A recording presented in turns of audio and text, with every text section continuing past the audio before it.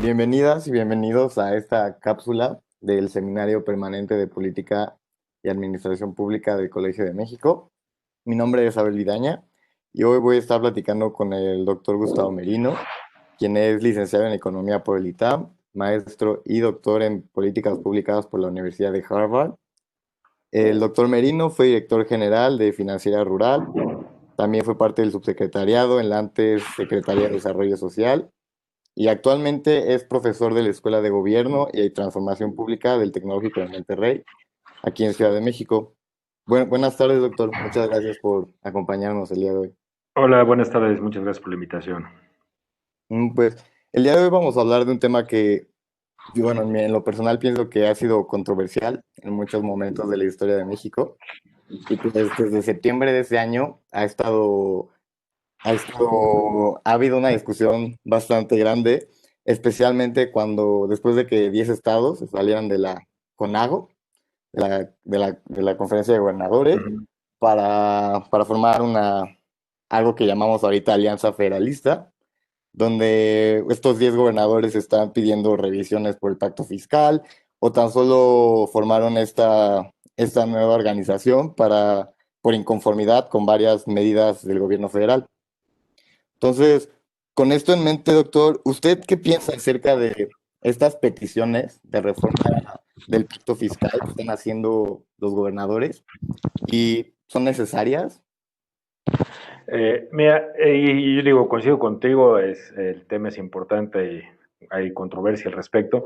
A ver,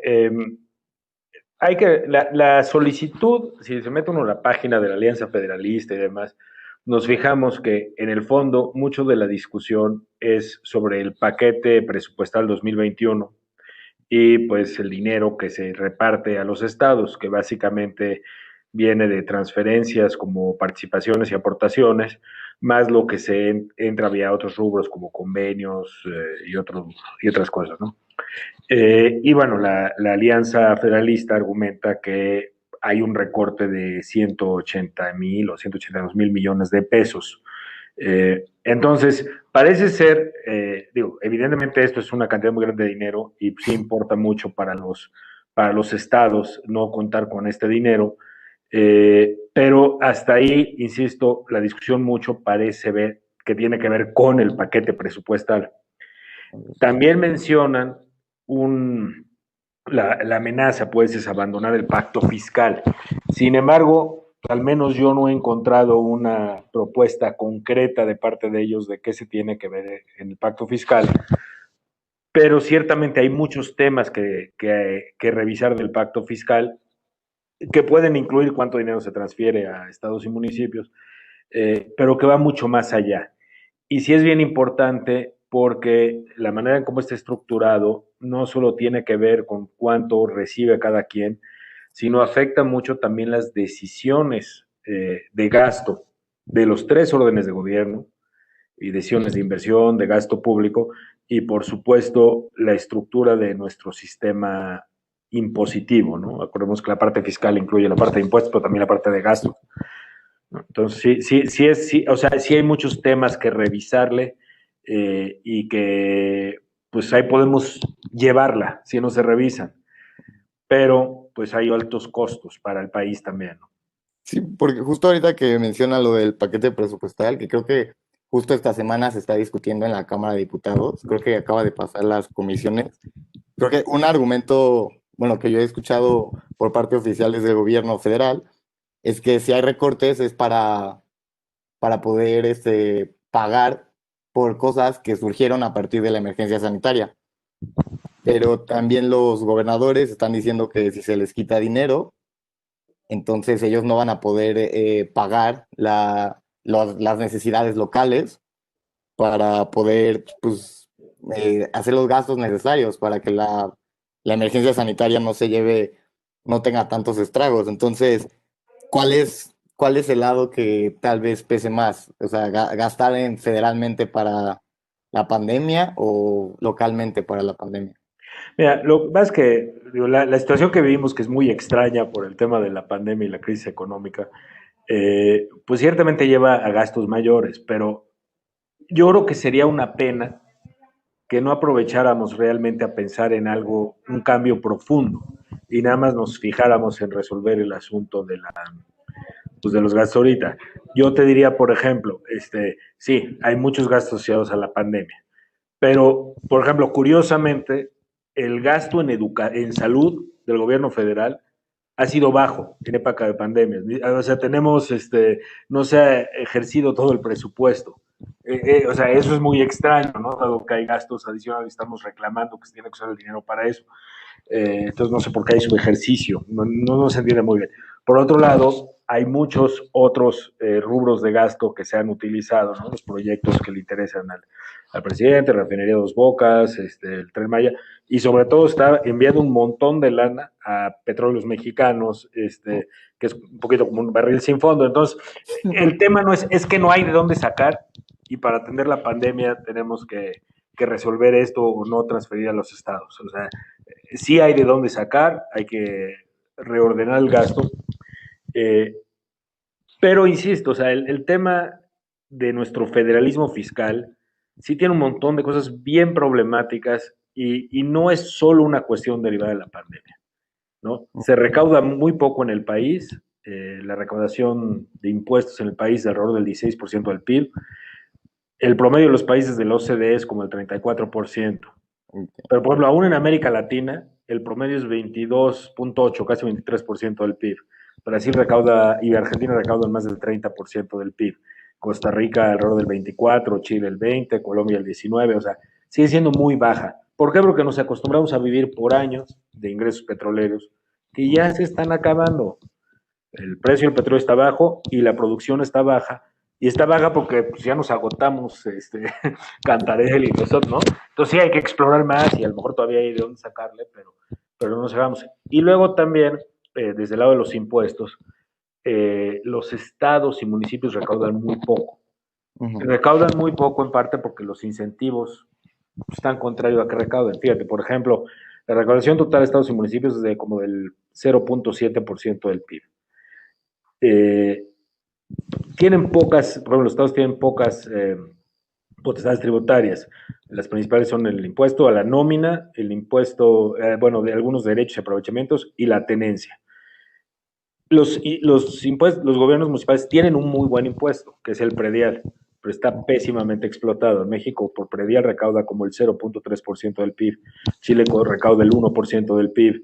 El promedio de la OCDE es 2.12% del PIB. Reino Unido recauda más del 4%, Estados Unidos el 3%, España el 2.5%. O sea, y además es un impuesto bonito porque es recauda sobre lo que ya está. Y no lo han hecho, en parte, pues primero porque hay un costo político fuerte de hacerlo. Y en parte también porque cuando dependes mucho de transferencias federales, pues como que pelearte con todos tus habitantes porque le subiste el impuesto, está mejor conseguir más lana federal. Dinero. Y por años, como hubo mayores ingresos por precios altos del petróleo, por mayor producción, fue fácil estar mandando dinero a los estados. Entonces también, pues no le están echando muchas ganas los estados y municipios. Pero tampoco el gobierno federal recauda muy bien, ¿no? Y eso es por la parte de impuestos. Pero también hay mucho que decir por la parte de gasto. Y justo ahorita que estaba mencionado el sistema fiscal, pues entonces una modificación de este federalismo fiscal que tenemos necesariamente tiene que llevar una reforma del pacto del sistema de recaudación, ¿no? Es lo que usted está diciendo, porque si los estados y municipios no tienen un sistema efectivo por restricciones federales, entonces nunca va a aumentar la cantidad de impuestos que recauda el gobierno. Mira, por un lado, sí hay que ver el tema de las facultades tributarias que tienen, que por ejemplo, estados tienen nada más el impuesto sobre la nómina, algunos derechos, como el impuesto al alojamiento, que pues, sirve más en los estados que otros, y la tenencia. La tenencia, por ejemplo, ha sido un relajo, porque hay incentivo a no cobrar, y por eso también tenemos el problema de pues, muchos coches que pagan tenencia fuera de su lugar de residencia, porque está más barato, ¿no? Pero bueno, ahí se puede arreglar, puede haber acuerdos entre estados para todos poner la misma y repartírselo bien, o hasta nacional y que se y reparta el 100%. También se podría pensar en si debe haber otras facultades tributarias, estados, o permitir, por ejemplo, a lo mejor la posibilidad de cobrar una parte del ISR o del IVA por parte del Estado, una especie de sobretasa. Pero lo que está claro es que tiene que haber los incentivos correctos. Nuevamente, como hay un costo de recaudar, y el costo es administrativo porque hay que establecer tu sistema, y es un costo político también, pues tiene que valer la pena, ¿no? Si un Estado dice, oye, si hago todo este esfuerzo y me empleo con todo el mundo y nada más voy a subir el 1% o 5% mi ingreso, pues no valió tanto la pena, ¿no? Entonces, tiene que haber un poco de menor dependencia de las transferencias federales, pero no significa solo quitarlas. La verdad es que las facultades tributarias de los estados están limitadas, hay que entrarle a eso. Los municipios hay que dar incentivos para que cobren mejor el predial. Pero la Ciudad de México es el que mejor lo cobra, pero es que la Ciudad de México no funciona como estado. O sea, centralizó y sí lo cobra el gobierno de la entidad federativa, o sea, la Ciudad de México. Pero en todos los demás estados es una facultad municipal, no estatal. Entonces tendría que revisarse eso. Pero también bien importante, Abel, es que no nos quedemos solo en el tema de impuestos, o sea, no solo una cuestión de resolver el tema recaudatorio. Nuestro sistema fiscal también tiene muchos impactos en el gasto público. Este, por ejemplo, muchas de las facultades, por la Constitución misma, son concurrentes, es decir, son responsables federación y Estado, también en ocasiones los municipios. Y eso tiene un problema, por ejemplo, cuando se descentraliza el Servicio de Educación Básica 92, dice, bueno, ahora tú te vas a encargar de la educación básica en tu Estado. Muy bien, pero no se hizo un ajuste adecuado en la parte de la lana, pero también tenemos la situación donde bueno, si la escuela de tus hijos es mala, ¿quién es responsable? Porque parte de la responsabilidad está en el gobierno federal, ¿no? Ellos definen los programas, las reglas, etcétera, hay mucho tema de la nómina, parte es estatal y parte municipal. Entonces, si tú tocas la puerta de tu estado, de tu gobierno estatal, y te dicen, oye, no, yo no puedo hacer nada porque ahí en el gobierno, en México, la Ciudad de México no me dejan hacer esto, ¿no? Si vas a la Ciudad de México, te van a decir, no, pues dile a tu estado, él es el responsable, ¿no? A tu gobernador, quéjate con él. Y si vas con el alcalde y dice, oye, pues a mí me dicen que arregle la escuela, pero ni me dan dinero, ¿no? Entonces, el problema es que en México tenemos una situación donde el ciudadano no puede exigir la rendición de cuentas correcta a las autoridades porque ni siquiera está claro quién es responsable. Okay. Tienes, por ejemplo, el gobierno federal arreglando calles, ¿no? O dando dinero para calles, ¿verdad? Cosas que deben ser locales, hay un relajo, pues. No es solo un tema de los ingresos, también es un tema del gasto, pero también hay otro asunto bien importante, que es parte de la queja, tiene que ver, ¿no? Hay estados que dicen, oye, ¿qué te pasa? Yo aporto mucho más de lo que me regresan. Hay que tener cuidado con esto. Primero, cuando tienes un sistema federal, implica obviamente que va a haber cierto redistribución para promover la equidad, porque ciertamente algunos estados, provincias, regiones, como se llamen, en cualquier sistema federal, no van a tener la misma capacidad que otros, ¿no? Y como país quieres asegurar mayor equidad. Por otro lado, también quieres minimizar distorsiones y generar incentivos adecuados. No quieres, por ejemplo, que es lo que pasa con la tenencia, que es una carrera hasta abajo, a ver quién cobra menos. Y como resultado, pues hay menos recursos públicos para infraestructura, ¿no? Entonces tú tienes que hacer un sistema que en el sistema de transferencias sí tienes que buscar un poco la equidad, pero también sin castigar en exceso a los que pues efectivamente aportan más, ¿no? Porque si no dicen, pues ya ni para qué le entro. Y tiene cierto sentido que haya centralización de algunas facultades fiscales. Entonces tiene que ser un buen sistema de redistribución. Nuestro sistema, la verdad es que no tiene muy buenos incentivos. Okay. ¿No? O sea, como que habría que entrar también a una revisión cuidadosa de cómo están los esquemas de distribución. Ahora, el problema es, si no se amplía el pastel y nada más redistribuyes, pues siempre va a haber ganadores y perdedores. Entonces, la reforma fiscal para el federalismo fiscal que se haga tiene que también ampliar el pastel.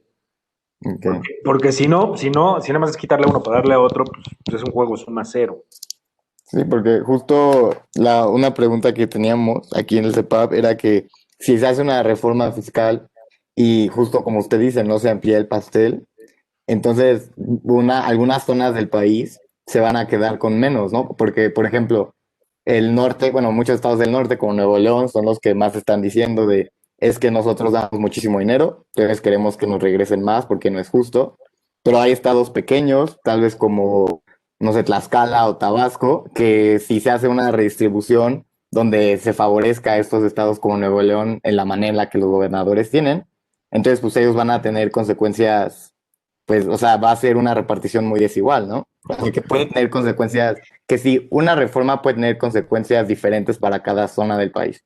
Totalmente, y hay que también ver que hay algunos mitos. Por ejemplo, yo he visto muchos cálculos de que estos estados aportan esto y reciben esto, pero no toman en cuenta algunas cosas. Por ejemplo, imagínate que un cierto producto, el que tú quieras, se produce en Naucalpan, Estado de México, se vende en Torreón, Coahuila, pero el IVA se paga en la Ciudad de México porque la empresa, sus domicilios fiscales. Entonces, tienes que, o en Monterrey, ¿no? Tienes que tener cuidado porque también parte, por ejemplo, pareciera que gran parte de los ingresos se originan, pues obviamente donde hay más empresas o cabeceras de empresa, que no necesariamente es ni donde se consume ni donde se produce. O por ejemplo tienes el caso, no sé, el IVA de las importaciones, pues aparece pues del puerto de entrada, ¿no? De donde haya entrado, ¿no? En la frontera con Estados Unidos o en las cosas. Entonces digo, sí hay que tener cuidado, que tener cuidado, por ejemplo, la Ciudad de México, pues tiene mucha infraestructura que pagó la federación o mantiene la federación, pero que sirve principalmente a los habitantes de la Ciudad de México.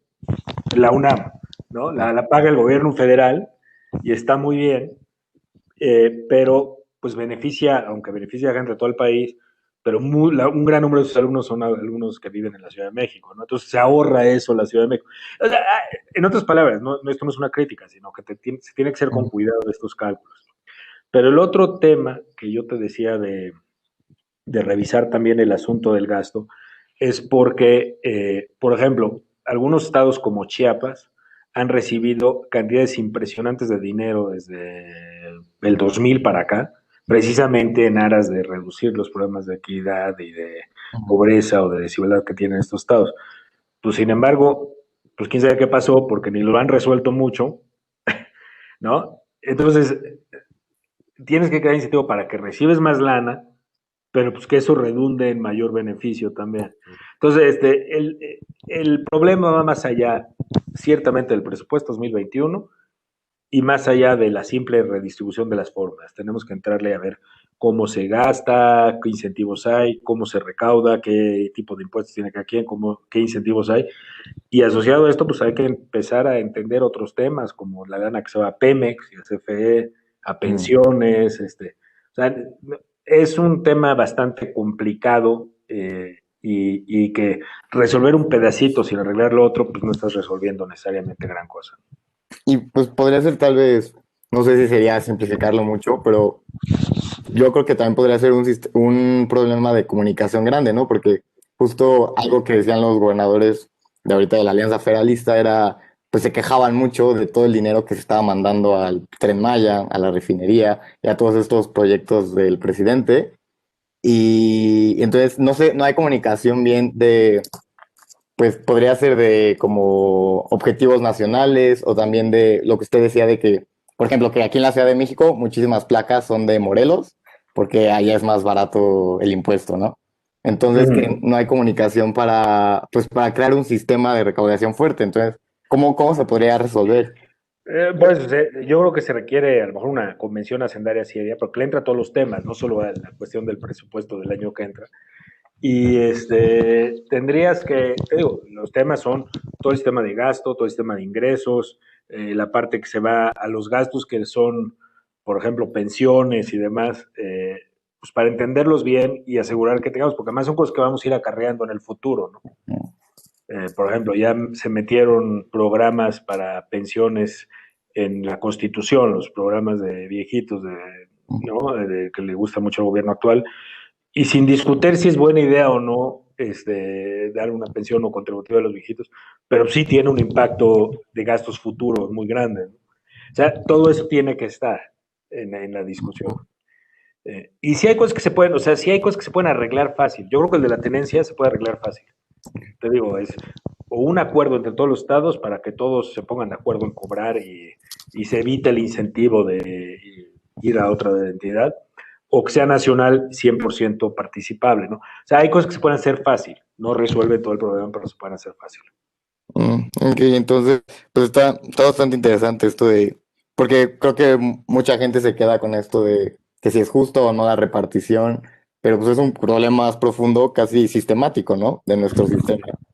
Así es, porque no, pues no desarrollamos un buen sistema, básicamente. Fíjate, por ejemplo, en Canadá, una de las cosas que tienes que cuidarte en la manera como distribuyes las transferencias nacionales a los gobiernos estatales o provinciales, pues tienes que fijarte no solo los temas de equidad, sino te digo, que haya un incentivo para recaudar. Entonces, por ejemplo, nuestro sistema ya incluye algo sobre la recaudación local. Pero, por ejemplo, en Canadá lo que dijeron es, yo voy a considerar tu capacidad de recaudar, no solo cuánto recaudaste. Y esto Ah, te cambia todo el incentivo, sí, ¿no? Si tu capacidad de recaudar es 1,000 y yo te voy a dar otros 1,500, pues en total, si recaudas tus 1,000, vas a tener 2,500, que está muy bien. ujú, Pero si tu posibilidad de recaudar es 1,000 y nada más recaudas 200, aunque yo te dé los 1,500, pues entonces nada más vas a tener 2,700. sí, Digo 1,700, pero si te doy 1,500. O sea, el punto es bien distinto usar cuánto recaudaste, usar cuánto podrías recaudar si le echas las ganas, ¿no? O sea, hay cosas que se tienen que hacer, o premios de, pues entra y cobra tu parte del IVA y te quedas parte, pero no te castigo por otro lado, ¿no? Con menores participaciones o demás, porque entonces, pues, ¿para qué lo hago? sí, ok, eso está bastante interesante porque justo ataca el problema de este costo político que usted mencionaba antes, de que pues, entre gobernadores el que menos cobre más gana, porque tal vez en elecciones o tal vez en popularidad política, pero pues, con estos incentivos pues se disminuye no tanto pues sí, o sea, que los gobernadores o los gobiernos estatales quieran cobrar más impuestos porque les conviene y no decir que menos porque les conviene. Y eso requiere también que si dependes al 90%, 95% de transferencias federales, pues echarle muchas ganas no te agrega mucho. Me lo dijo muy bien una vez un secretario de Finanzas hace año que lo entrevisté, de un estado de los que mejor funcionan en términos de recaudación. Me decía, pues es que mira, de veras, yo hago el esfuerzo, hago mucho esfuerzo, me peleo con todo el mundo, voy a subir mis ingresos en 2-3%, pero ya me peleé con todo el mundo. Sí. Entonces no vale la pena, ¿no? Me es más fácil pedir apoyo federal. Y también se da que el gobierno federal debe estar unas cosas que están con fórmulas, que es las participaciones, ramo 28 y el ramo 33 aportaciones, pero sobre todo a partir del sexenio de Enrique Peña, pues se empezó a pasar mucho vía otras vías, ¿no? El ramo 23 o a través de convenios específicos. Entonces, sí, por aquí te va mal, pero mira, te compenso por allá. Entonces también es un sistema pues poco transparente y se presta mucho a, pues te paso si juegas bien, ¿no? Si te Ujú. portas bien. Si no te portas bien, pues ya no te paso. Entonces también se puede utilizar pues como una medida de control político y tampoco eso es lo ideal, Sí. porque no necesariamente te lleva a los mejores resultados. Sí, eso, pues este control político amplía la centralización en vez de fortalecer el federalismo, le da Exacto, más poder al centro. exacto. Mm. Pues creo que eso sería todo, doctor Merino. Muchísimas gracias por Bueno, participar. muy Eh, bien. Esperemos que todos aquellos que nos estén escuchando puedan ir a vernos el próximo viernes 20 de noviembre. La transmisión en vivo será por YouTube. Y pues muchísimas gracias, doctor. Muy interesante la conversación. Gracias a ti, Abel, y nos vemos el viernes. Nos veremos. Gracias. Hasta luego.